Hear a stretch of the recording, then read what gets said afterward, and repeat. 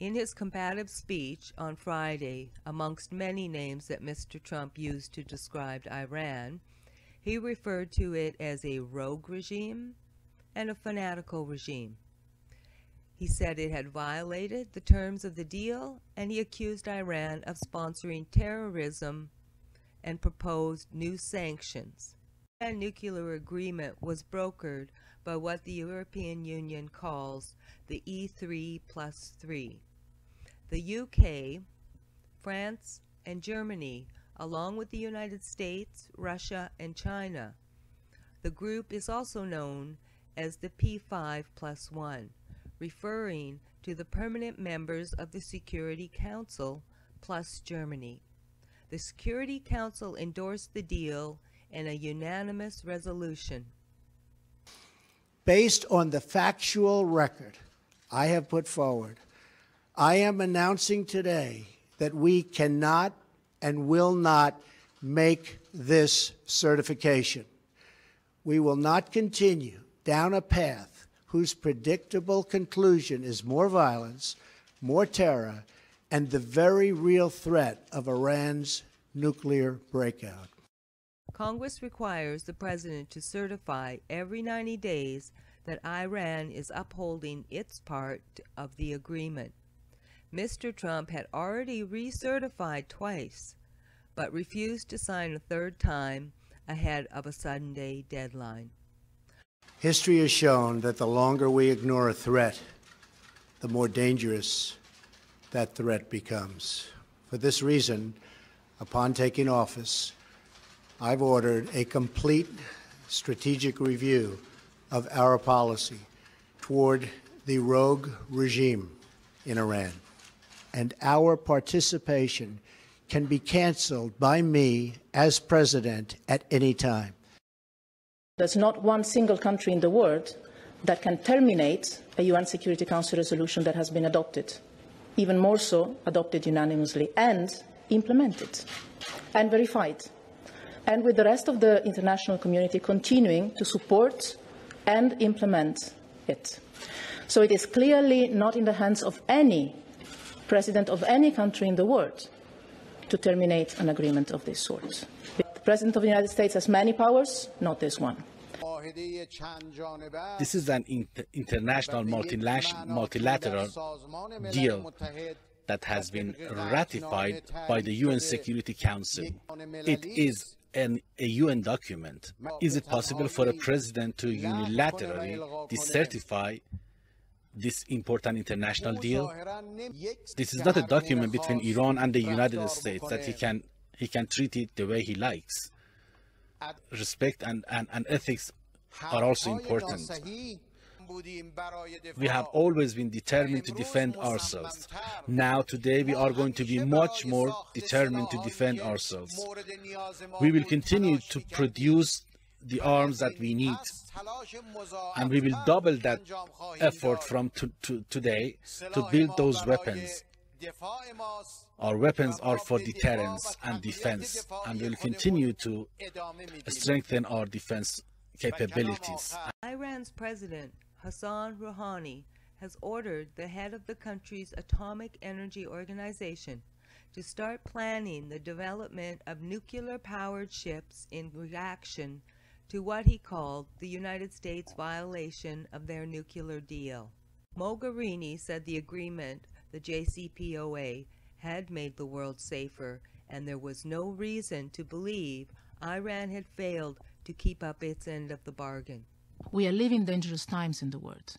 For once that we have an agreement that is functioning, that is working, that is delivering, the worst thing you can do is trying to dismantle it. Also because you would show the way to others that making deals actually is not worth it. Because the message that America would send to the rest of the world is that America cannot be trusted upon.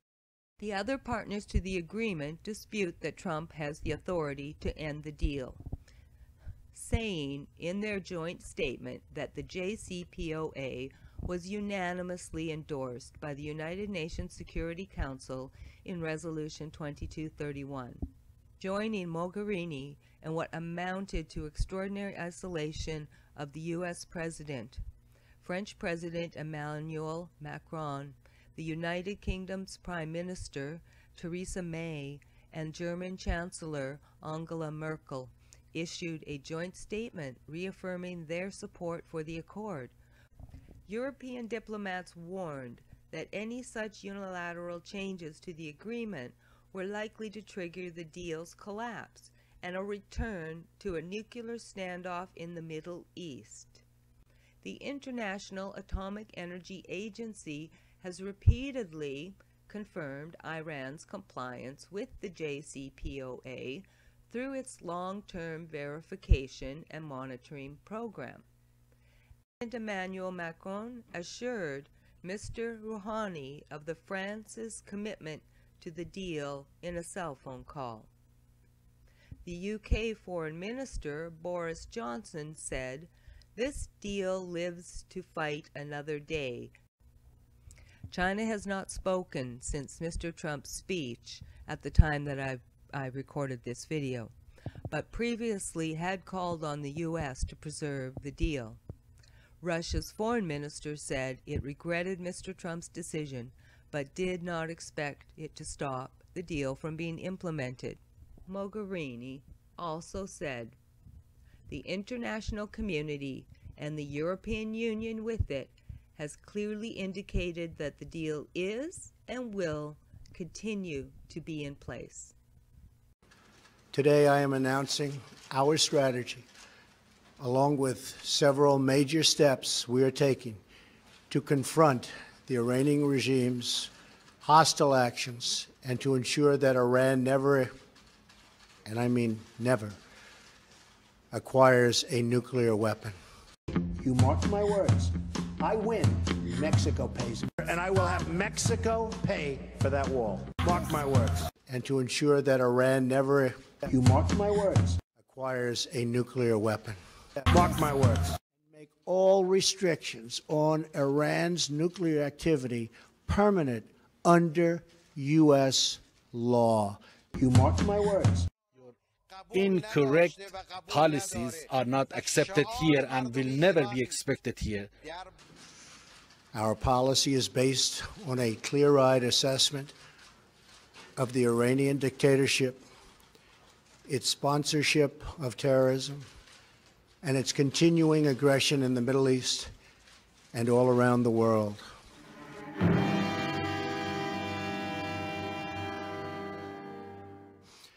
The flaws in the deal also include insufficient enforcement and near total silence on Iran's missile programs. Congress has already begun the work to address these problems. Key House and Senate leaders are drafting legislation that would amend the Iran Nuclear Agreement Review Act to strengthen enforcement. The deal is not in the hands of the United States. As far as the qualification of Iran is concerned, long nights, weeks of discussions went into this. The European Union continues to fully support the Iran nuclear deal and the full and strict implementation of all its provisions by all parties. The European Union, together with the rest of the international community, is committed to preserve it to the benefit of all, including the Iranian people. Iran is under the control of a fanatical regime that seized power in 1979 and forced a proud people to submit to its extremist rule. In this effort, we stand in total solidarity with the Iranian regime's longest-suffering victims, its own people. The citizens of Iran have paid a heavy price for the violence and extremism of their leaders. The Iranian people long to, and they just are longing, mark my words, to reclaim their country's proud history, its culture, its civilization, its cooperation with its neighbors. Trump's speech and his he talks about Iran's policy, only bad-mouthing and baseless accusations were made against the Iranian nation. I invite the President of the United States to better read the history books and the geography, and as well as international commitments, as well as respect and ethics, international ethics.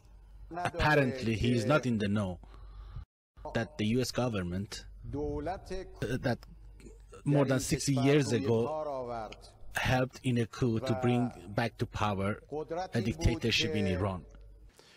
This radical regime has raided the wealth of one of the world's oldest and most vibrant nations and spread death, destruction, and chaos all around the globe.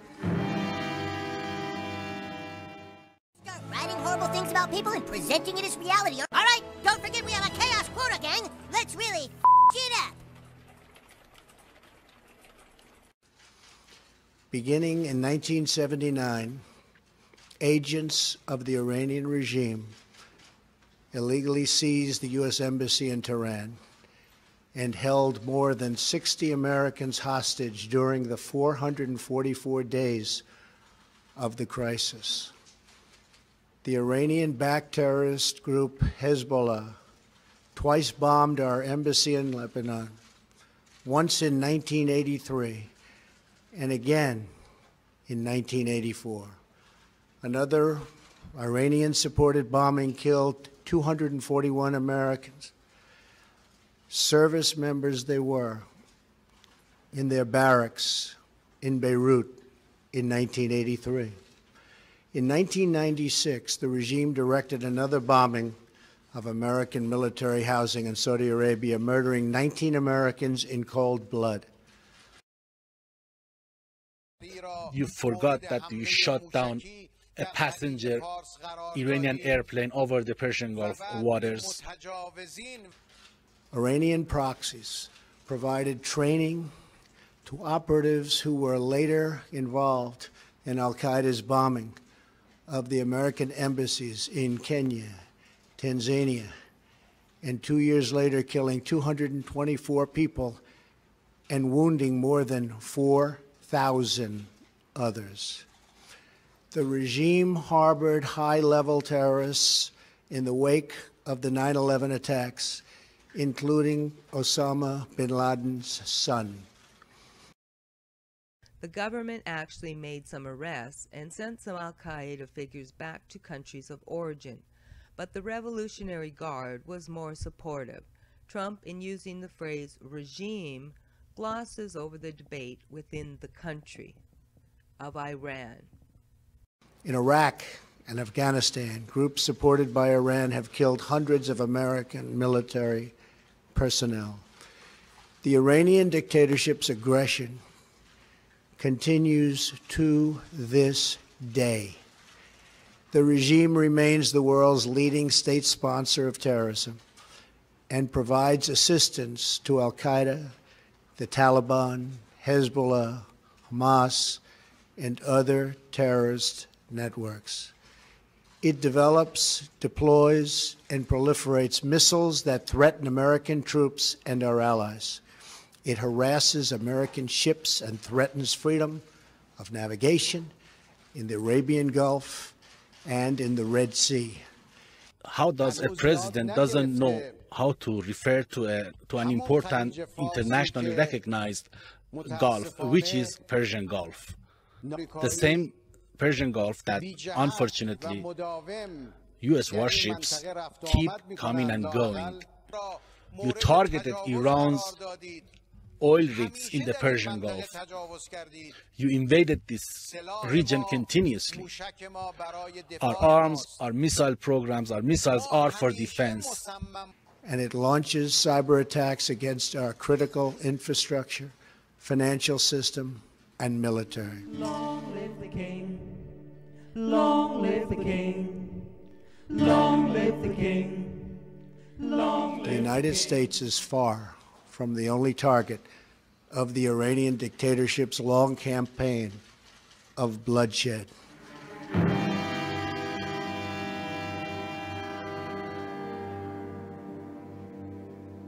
the regime violently suppresses its own citizens.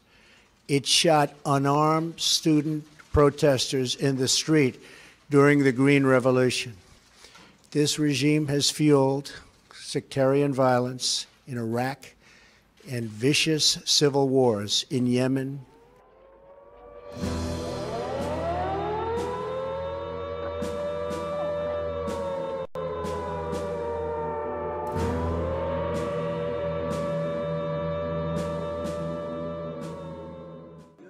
Saudi Arabia began its attack in March of 2015. Since that time, 2,568 children have been killed, 18,700 women, and 7,603 men. 2,354 children have been wounded, and many of those critically, along with 19,600 women and 15,687 men. 11,000 children have starved to death in just 2 years, and now one child dies every 10 minutes in Yemen.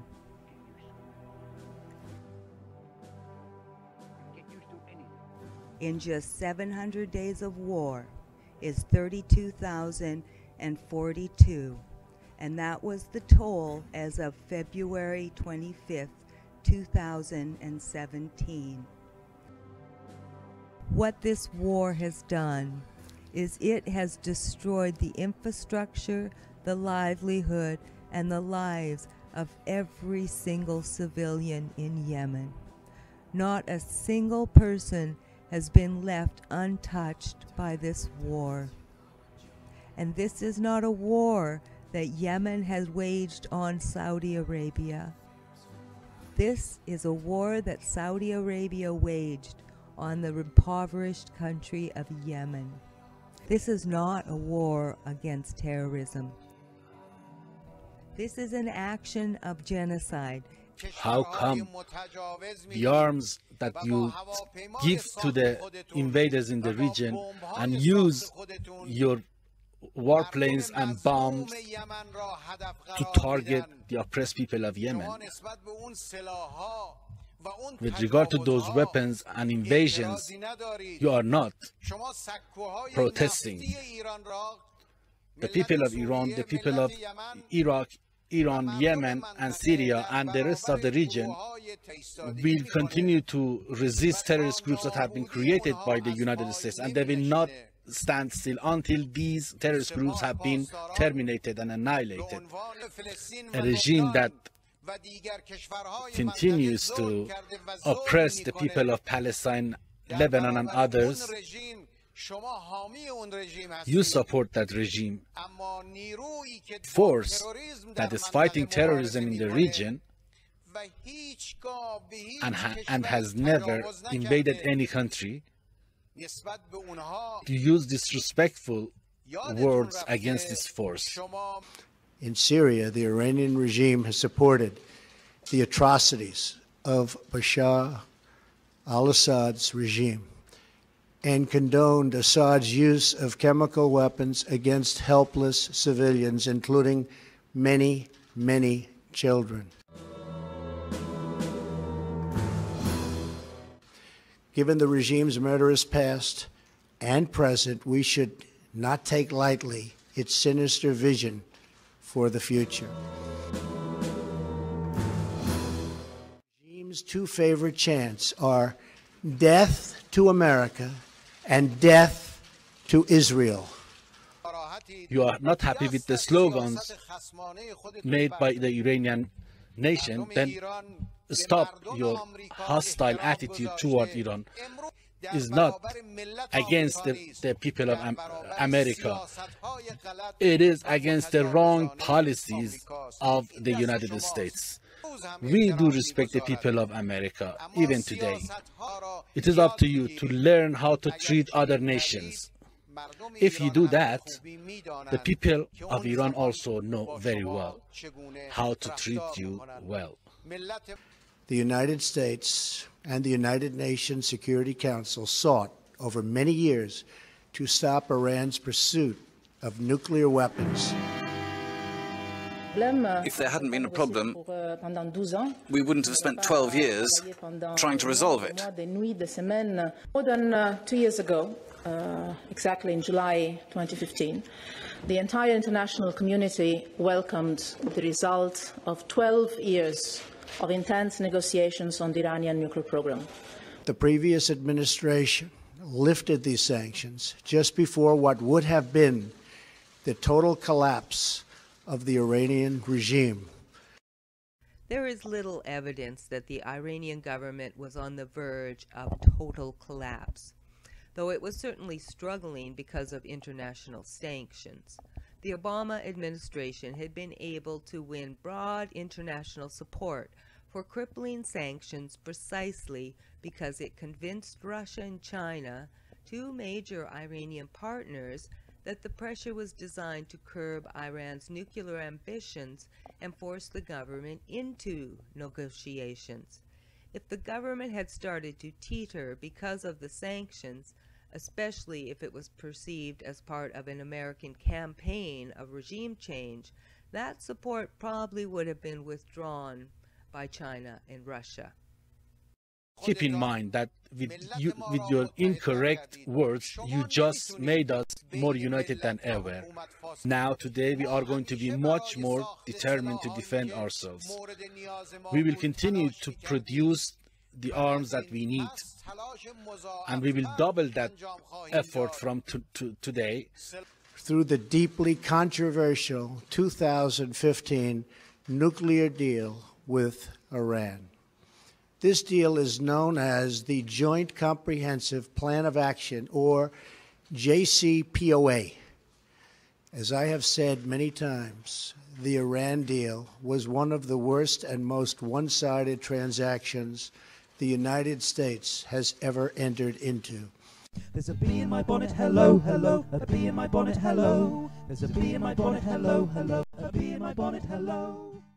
It is a multilateral agreement which was unanimously endorsed by the United Nations Security Council Resolution 2231. It is not a bilateral agreement.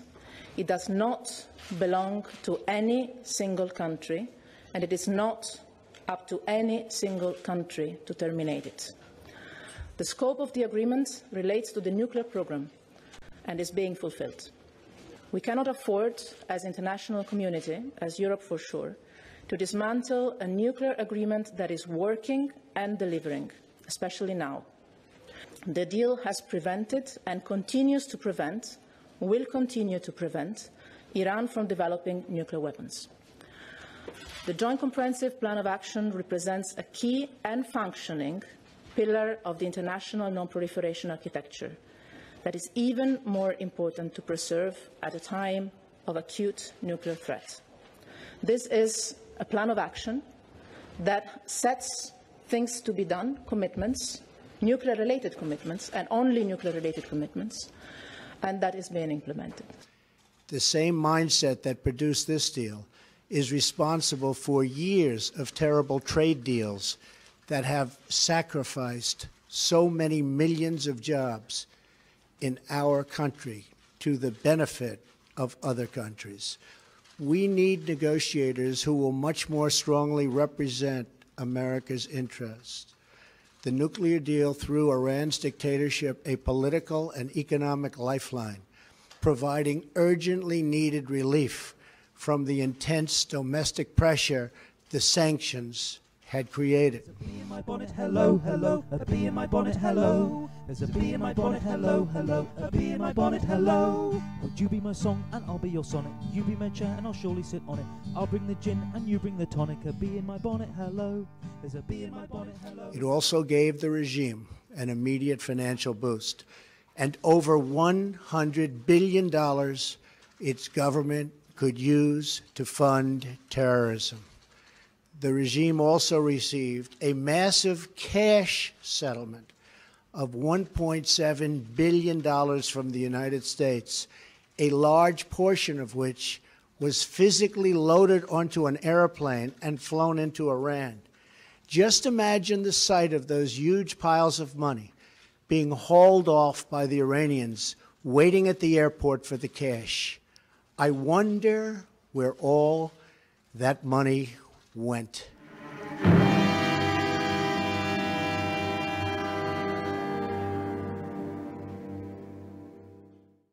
Trump often suggests the United States gave $100 billion to Iran, but these were Iranian assets that had been frozen.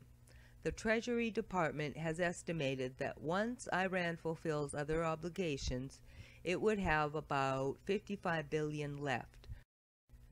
For its part, the Central Bank of Iran said the number was actually $32 billion, not $55 billion. Iran has also complained that it cannot actually move the money back to Iran because foreign banks won't touch it for fear of U.S. sanctions and their U.S. exposure. As for the $1.7 billion in cash, this was related to the settlement of a decades-old claim between the two countries. This was nothing new. An initial payment of $400 million was handed over on January 17, 2016, the same day Iran's government agreed to release 4 American detainees, including the Washington Post's own Jason Rezaian. The timing, which U.S. officials insisted was a coincidence, suggested the cash could be viewed as a ransom payment for the freedom of 4 American citizens. But the initial cash payment was Iran's own money. In the 1970s, the then pro-Western Iranian government under the Shah paid $400 million for U.S. military equipment. But the equipment was never delivered because the two countries broke off relations after the seizure of the American hostages at the U.S. Embassy in Iran. So this is money that Iran had given the United States in trade for a product that they did not receive, and in any business deal, if the product is not received, the money is refunded. It had apparently been frozen. 2 other payments totaling $1.3 billion in negotiated agreement on the interest owed on the aforementioned $400 million, which came a few weeks later. Incorrect statements, unjustified, false accusations, baseless accusations against Iran, against the Iranian people. You cannot create discord between the government and the people, or between the people and the popular leadership of this country. You cannot sow discord. Worst of all, the deal allows Iran to continue developing certain elements of its nuclear program, and importantly, in just a few years, as key restrictions disappear, Iran can sprint towards a rapid nuclear weapons breakout. In other words, we got weak inspections in exchange for no more than a purely short-term and temporary delay in Iran's path to nuclear weapons. Trump does not mention that under the agreement, Iran is permanently prohibited from acquiring nuclear weapons and will be subject to certain restrictions and additional monitoring indefinitely. Certainly, provisions of the nuclear aspect of the deal do not last indefinitely, but virtually all phase out between years 10 and 25. It's doubtful Iran would have agreed to an indefinite ban on nuclear activity, given that it has a right to have a non-nuclear program under the Nuclear Non-Proliferation Treaty. It is a robust deal that provides guarantees and a strong monitoring mechanism so that Iran's nuclear program is and will remain exclusively for civilian purposes only. This, as President of the United States, is unacceptable. In other countries, they think in terms of 100-year intervals, not just a few years at a time. Long live the king, long live the king, long live the king, long live the king. The saddest part of the deal for the United States is that all of the money was paid up front, which is unheard of, rather than at the end of the deal when they have shown they've played by the rules. But what's done is done, and that's why we are where we are. What we heard from the American officials tonight were a repeat of incorrect rhetoric, baseless allegations. The Iranian nation will never kneel down, will never give up. Iran will not hesitate, will give them a fitting response. The International Atomic Energy Agency, the IAEA, has verified 8 times that Iran is implementing all its nuclear-related commitments. There have been no violations of any of the commitments included in the agreement. The Iranian regime has committed multiple violations of the agreement. For example, on 2 separate occasions, they have exceeded the limit of 130 metric tons of heavy water. Trump claims that the Iranian regime has committed multiple violations in the agreement. Well, Trump is correct that Iran twice exceeded the deal's limit on heavy water, but supporters of the deal say that it shows JCPoA is working, and perhaps Iran tried to take advantage of fuzzy language in the agreement. However, they were immediately caught by the international inspectors. When the partners objected, Iran immediately came back into compliance. Until recently, the Iranian regime has also failed to meet our expectations in its operation of advanced centrifuges. As for these centrifuges, the deal limits both the number and types of centrifuges Iran is permitted to use. Again, Iran may have taken advantage of ambiguous limits, roughly 10 advanced centrifuges, by operating slightly more than the number. The dispute for the moment also appears to have been resolved. The Iranian regime has also intimidated international inspectors into not using the full inspection authorities that the agreement calls for. Iranian officials and military leaders have repeatedly claimed they will not allow inspectors onto military sites, even though the international community suspects some of those sites were part of Iran's clandestine nuclear weapons program. There are also many people who believe that Iran is dealing with North Korea. Trump claims that Iran is dealing with North Korea. Now, this was a puzzling statement. The phrasing suggests there is not enough evidence to claim that Iran has dealings with North Korea, but the intelligence agencies will keep looking. But it raises the question about why the president made the assertion in the first place. I am going to instruct our intelligence agencies to do a thorough analysis and report back their findings beyond what they have already reviewed. By its own terms, the Iran deal was supposed to contribute to regional and international peace and security. And yet, while the United States adheres to our commitment under the deal, there's a bee in my bonnet, hello, hello, a bee in my bonnet, hello. There's a bee in my bonnet, hello, hello, a bee in my bonnet, hello.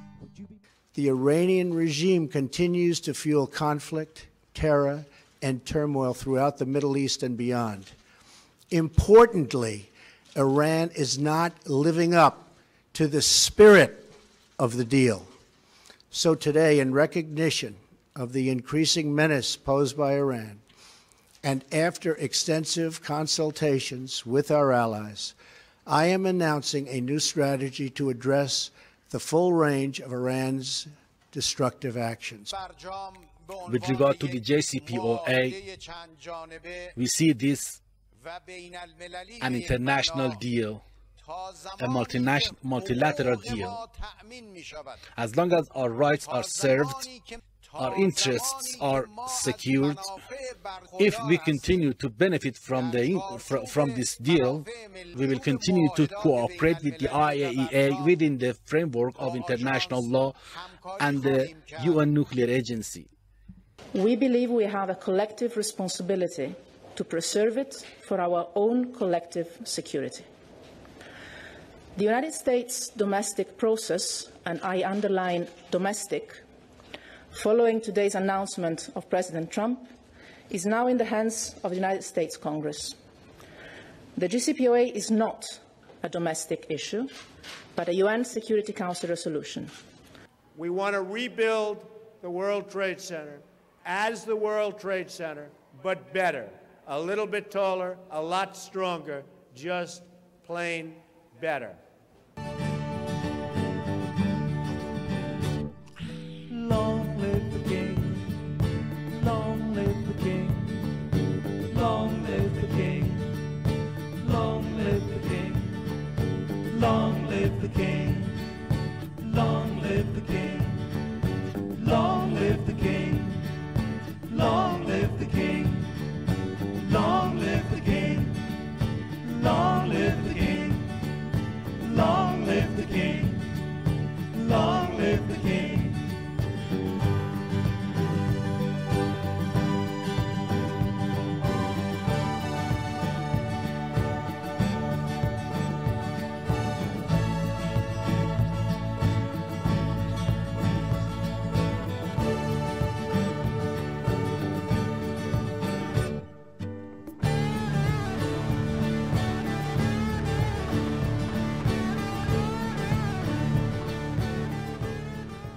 If we rebuild the World Trade Center in the form of a skeleton, Freedom Tower, the terrorists win.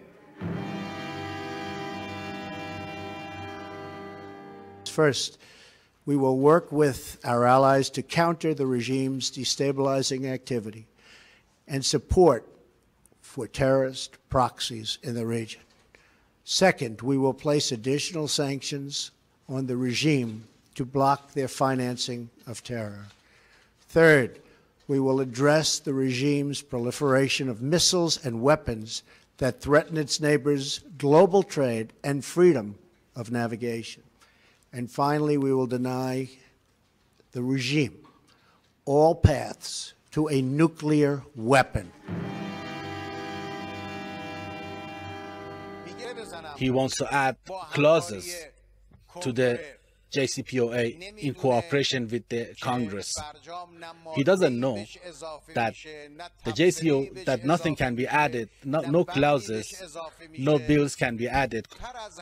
America is now more than ever isolated when it comes to the JCPoA. The international community and the European Union with it has clearly indicated that the deal is and will continue to be in place.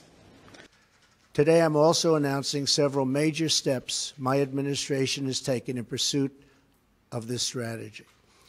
The execution of our strategy begins with the long overdue step of imposing tough sanctions on Iran's Islamic Revolutionary Guard Corps.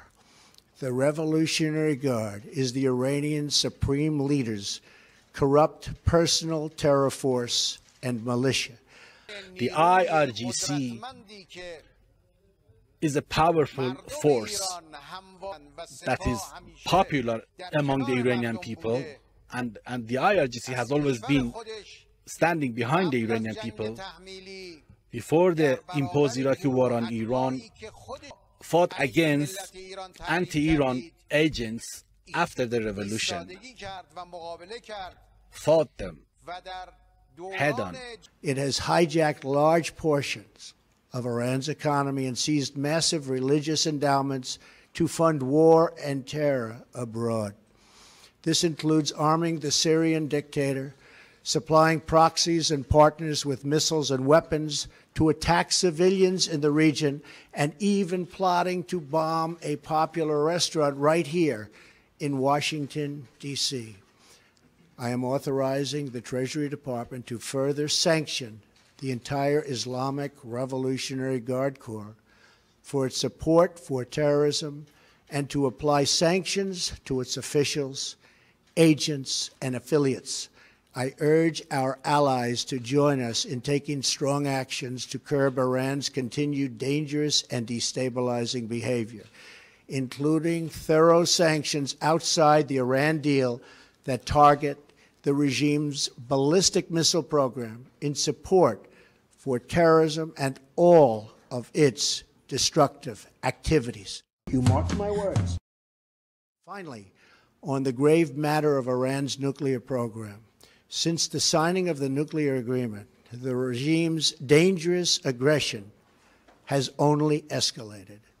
At the same time, it has received massive sanctions relief while continuing to develop its missiles program. Apparently, he has forgotten that during the resistance, during the uprising of the Iranian nation for democracy and Islamic Republic, the country that did throw most of its support to this dictatorship in Iran was the United States.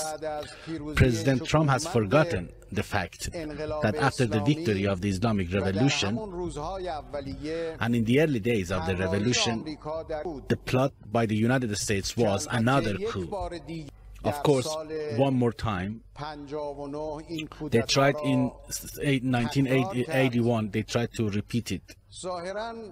Apparently, they have forgotten the fact that during the imposed Iraqi war on Iran in the 1980s, it was the United States that backed the invaders.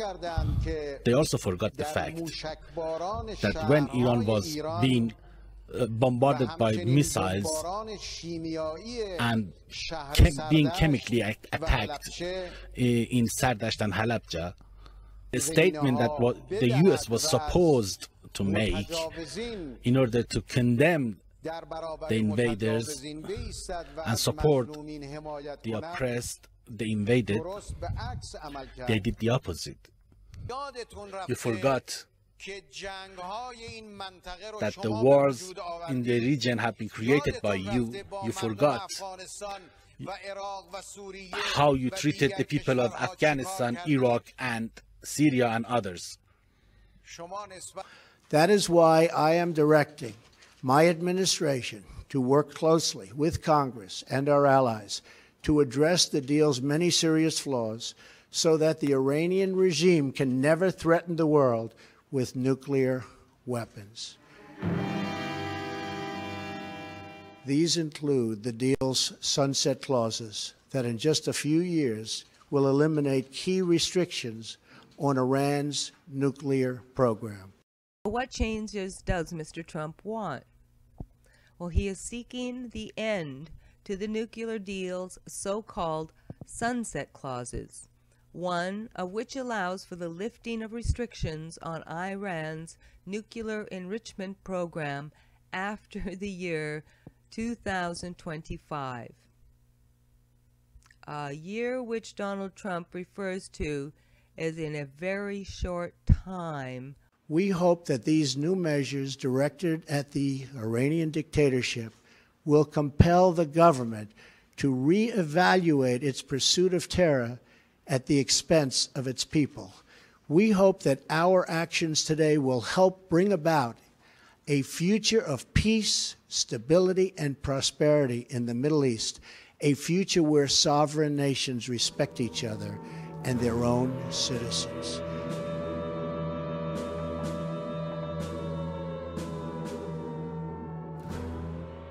We pray for a future where young children, American and Iranian, Muslim, Christian, and Jewish, can grow up in a world free from violence, hatred, and terror.